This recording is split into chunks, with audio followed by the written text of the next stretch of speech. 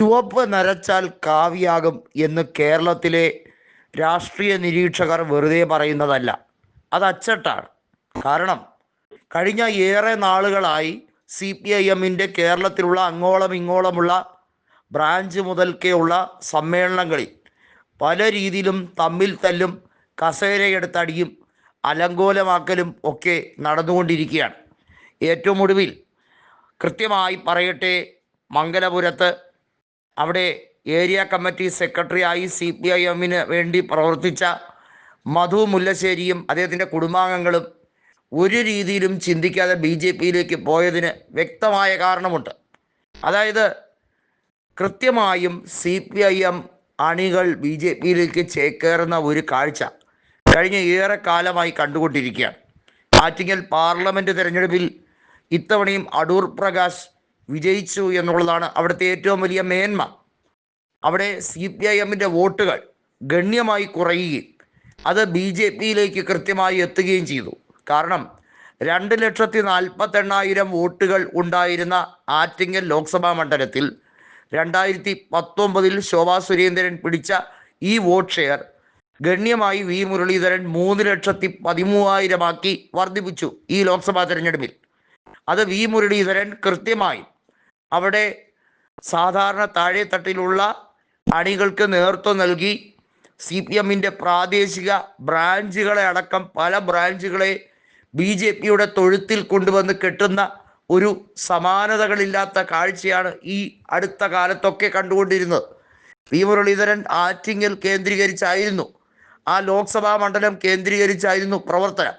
കേരളത്തിന് വേണ്ടി ഒരു രീതിയിലും ഒരു സഹായവും ചെയ്യാത്ത ഒരു കേന്ദ്ര സഹമന്ത്രിയായിരുന്നു വി മുരളീധരൻ. എങ്കിൽ പോലും അദ്ദേഹം ആറ്റിങ്ങൽ പാർലമെൻറ്റ് മണ്ഡലത്തോട് പ്രത്യേകമായ ഒരു ലാഞ്ചന കാണിച്ചിരുന്നു. അത് കൃത്യമായും വോട്ടിങ്ങിൽ പ്രതിഫലിച്ചു. എന്നിട്ട് പോലും ജനകീയനായ അടൂർ പ്രകാശ് അവിടെ വിജയിച്ചു കയറി എന്നുള്ളതാണ് കൃത്യമായും CPIM-നെയും BJP-യെയും ഒരുപോലെ ഉരളി പഠിപ്പിക്കുന്നത്. ഇപ്പോൾ BJP വിജയിച്ചിരുന്നെങ്കിൽ കുഴപ്പമില്ല, കോൺഗ്രസ് ആ സീറ്റ് കൊണ്ടുപോയല്ലോ എന്ന വിഷമമാണ് CPIM-ൻ്റെ സ്ഥാനാർത്ഥിയായ അഡ്വക്കേറ്റ് വി ജോയ്ക്ക് ഉള്ളത്. അത് അദ്ദേഹത്തിൻ്റെ മുഖത്ത് പ്രതിഫലിക്കുന്നുമുണ്ട്. കാരണം അടൂർ പ്രകാശ് ജയിക്കുന്നേക്കാൾ നല്ലത് വി മുരളീധരൻ ജയിക്കുന്നതായിരുന്നു നല്ലതെന്ന് വി ജോയ് ഒരു മാധ്യമത്തിന് വാർത്ത കൊടുത്തിരുന്നു എന്ന റിപ്പോർട്ട് വന്നിരുന്നു. അതായത് വി ജോയ് കൃത്യമായും ആഗ്രഹിക്കുന്നു അവിടെ BJP വളരട്ടെ, എന്നാൽ കോൺഗ്രസ് തളരേണ്ടത് അനിവാര്യമാണ് എന്ന രീതിയിലാണ് വി ജോയ് പലപ്പോഴും പല സ്റ്റേറ്റ്മെൻറ്റ് ഇറക്കുന്നത്. ആറ്റിങ്ങൽ പാർലമെൻറ്റിൻ്റെ കീഴിലുള്ള ആറ്റിങ്ങൽ നിയോജക മണ്ഡലത്തിലും കാട്ടാക്കട നിയോജക മണ്ഡലത്തിലും BJP ഒന്നാം സ്ഥാനത്തേക്ക് എത്തിയത് വാസ്തവത്തിൽ കോൺഗ്രസ് വോട്ടുകൾ വിഴുങ്ങിയല്ല, പകരം CPIM-ൻ്റെ വോട്ടുകൾ നല്ല രീതിയിൽ വിഴുങ്ങിക്കൊണ്ടാണ് അവിടെ വോട്ട് ഷെയർ BJP വർദ്ധിപ്പിച്ചത്. മധു മുല്ലശ്ശേരിയുടെ സംഭവം ഒറ്റപ്പെട്ട സംഭവമല്ല എന്നുള്ളതും തിരുവനന്തപുരം ജില്ലയിൽ പ്രത്യേകിച്ചും ഈ ഒരു ട്രെൻഡ് നഗരമേഖലയിൽ ശശി തരൂറിനെതിരായിട്ടുള്ള ഫൈറ്റിൽ കാഴ്ചവെച്ചതുപോലെ തന്നെ കൃത്യമായും അത് ആറ്റിങ്ങൽ പാർലമെൻറ്റിനകത്തുള്ള സെഗ്മെൻറ്റിലും കാഴ്ചവെക്കുന്നു എന്നുള്ളതാണ് എടുത്തു പറയേണ്ടത്.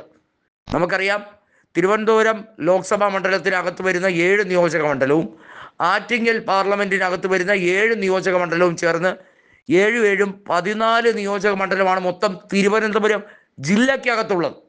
അതിൽ കൃത്യമായി ഈക്വൽ ഡിവിഷനിലാണ് 2 ലോക്സഭാ മണ്ഡലങ്ങൾ ഉള്ളത്. മറ്റൊരു ജില്ലയ്ക്കും അവകാശപ്പെടാൻ കഴിയാത്തൊരു സവിശേഷത തിരുവനന്തപുരം ജില്ലയ്ക്കുണ്ട്.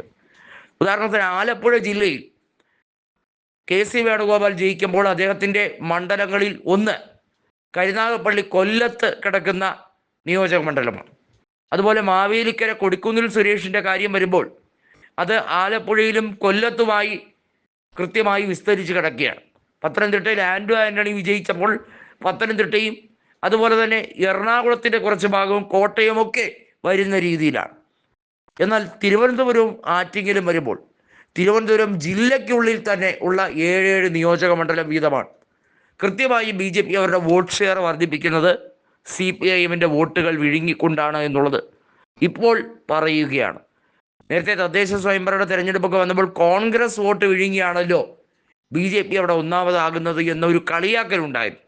എന്നാൽ ഇപ്പോൾ ട്രെൻഡ് തിരിച്ചായി കഴിഞ്ഞിരിക്കുന്നു. CPIM വോട്ടുകൾ വിഴുങ്ങിക്കൊണ്ടാണ് BJP ഇപ്പോൾ മുന്നേറാൻ ശ്രമിക്കുന്നത്.